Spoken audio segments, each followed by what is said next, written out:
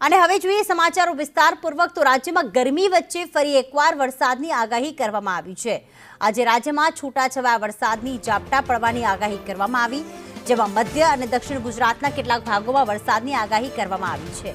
આ ઉપરાંત પંચમહાલ છે, દાહોદ છે, મહીસાગરમાં વરસાદની આગાહી જે છે તે કરવામાં આવી છે। વડોદરા, નર્મદા, છોટાઉદેપુર અને ભરૂચમાં પણ વરસાદની આગાહી કરવામાં આવી છે।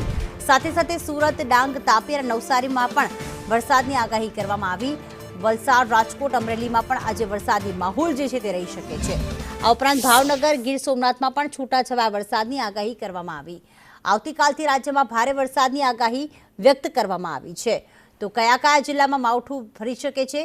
કારણ કે 21 મેથી લઈને અને 25 મે સુધી વરસાદની આગાહી તો કરવામાં આવી છે, પરંતુ સાથે સાથે ગુજરાત પર ક્યાંક વાવાઝોડાનું સંકટ પણ તોડાઈ રહ્યું છે।